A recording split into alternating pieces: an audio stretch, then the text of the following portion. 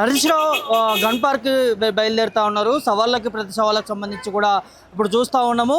తెలంగాణ రాజకీయాల్లో కొంత హీట్ వాతావరణం కనిపిస్తుందని చెప్పుకోవచ్చు. ఇప్పుడే హరీష్ రావు గన్ పార్క్ బయలుదేరుతా ఉన్నారు. అక్కడ మంత్రులు మరి సవాళ్ళకి కూడా అక్కడ వచ్చినటువంటి నేపథ్యం కనిపిస్తూ ఉంది. ఓవరాల్గా తెలంగాణలో ఒక హీట్ని పుట్టిస్తుందని చెప్పుకోవచ్చు. ఇక్కడ హరీష్ రావుతో పాటు హరీష్ రావు బృందం అంతా కూడా బయలుదేరుతున్నటువంటి నేపథ్యం కనిపిస్తూ ఉన్నది. సో ఇటు రాష్ట్ర ప్రభుత్వం అధికారంలోకి వచ్చిన తర్వాత దాదాపు 2.5 ఏళ్ళు 3 ఏళ్ళు పూర్తిగా వస్తూ ఉంది.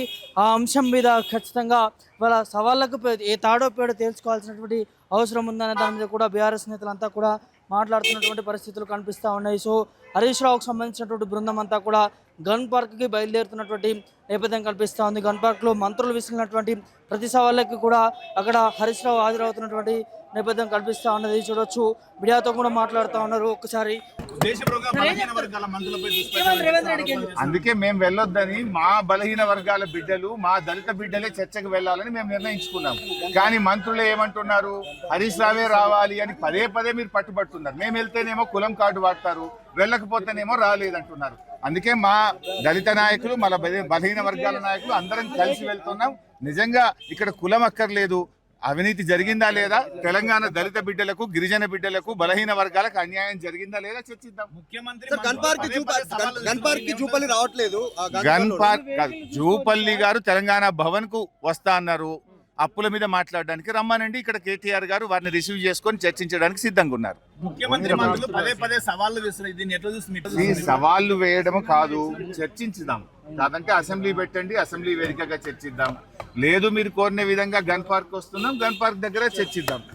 టోటల్గా హరీష్ రావు మాత్రం గన్ పార్క్ వెళ్తున్న పరిస్థితి కనిపిస్తూ ఉంది. ఏదైతే గురుకులాలకు సంబంధించి చర్చకి అక్కడ వారు వెళ్తున్న పరిస్థితి కనిపిస్తుంది. తెలంగాణ భవన్లో కేటీఆర్ గారు ఉన్నారు. కేటీఆర్కి సంబంధించి ఇక్కడ జూపల్లి కృష్ణారావు గారు అప్పులకి సంబంధించినటువంటి వస్తా అని చెప్పి సవాల్ విసరడం జరిగింది. ఆ నేపథ్యంలో కేటీఆర్ వర్కింగ్ ప్రెసిడెంట్ ఎవరైతే ఉన్నారో కేటీఆర్ తను ఇక్కడ తెలంగాణ భవన్లో అవైలబుల్గా ఉంటారు, ఇక్కడికి రావచ్చు, ఇక్కడ తేల్చుకుందాం అనే దాని మీద మాట్లాడుతూ ఉన్నారు.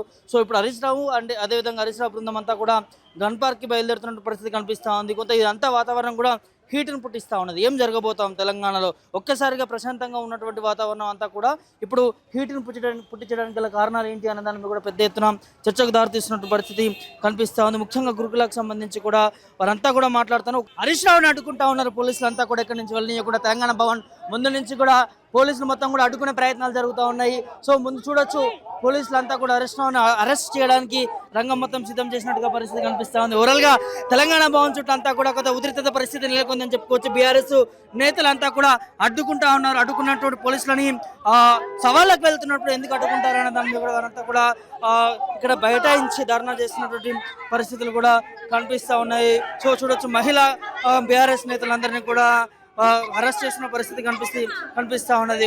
ఇది ఓవరాల్గా ఇక్కడ హరీష్ రావు వాహనాన్ని పోలీసులు అడ్డుకునే ప్రయత్నం చేస్తూ ఉన్నారు. హరీష్ రావుని అరెస్ట్ చేయడానికి కూడా రంగం మొత్తం సిద్ధం చేసినట్టుగా కనిపిస్తుంది. ఒకసారి చూడొచ్చు, ఇక్కడ బారిగేట్స్ అవన్నీ కూడా కనిపిస్తూ ఉన్నాయి మనకి.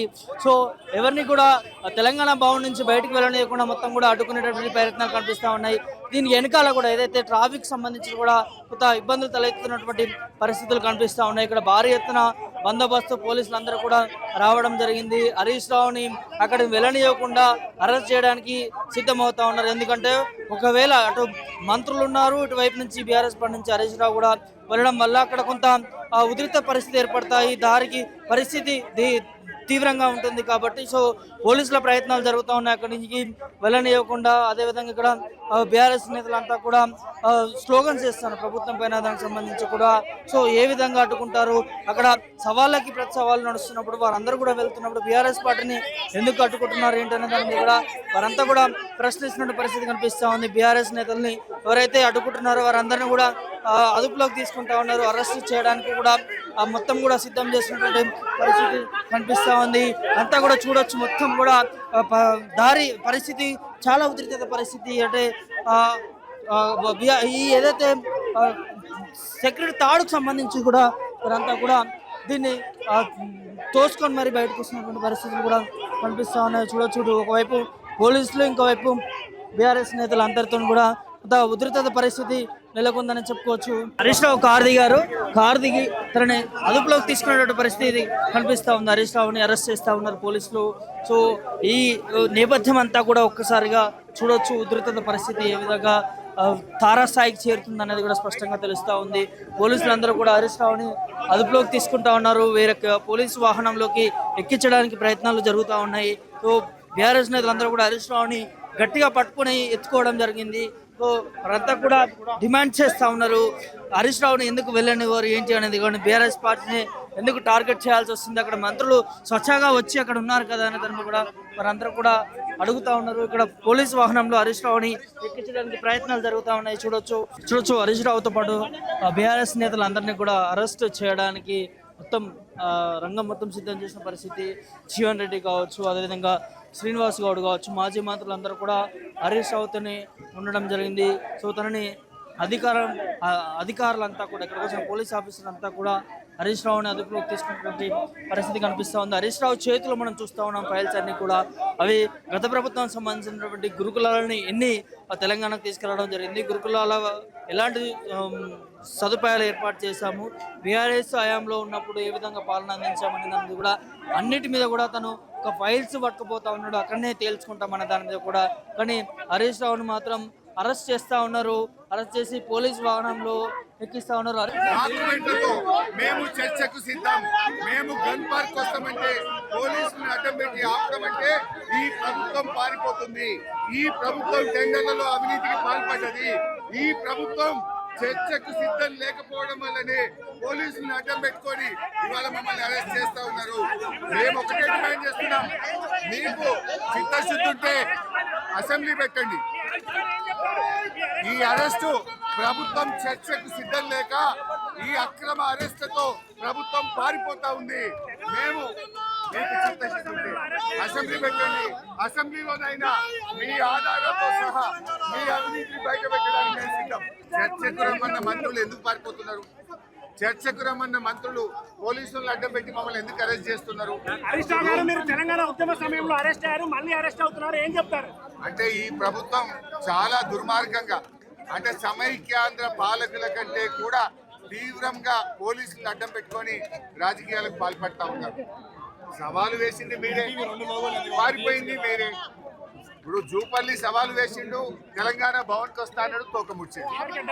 మంత్రులు ముగ్గురు సవాలు వేసిండ్రు, ఆర్ఎస్ ప్రవీణ్ కాదు నువ్వే రావాలి హరీష్ రావు అన్నారు.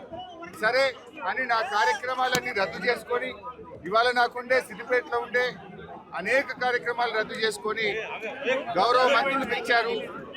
ఈ రాష్ట్రంలో దళితులకో బీసీలకో మేలు కావాలని అవినీతిని బయట పెట్టడానికి నేను బయలుదేరి వచ్చాను.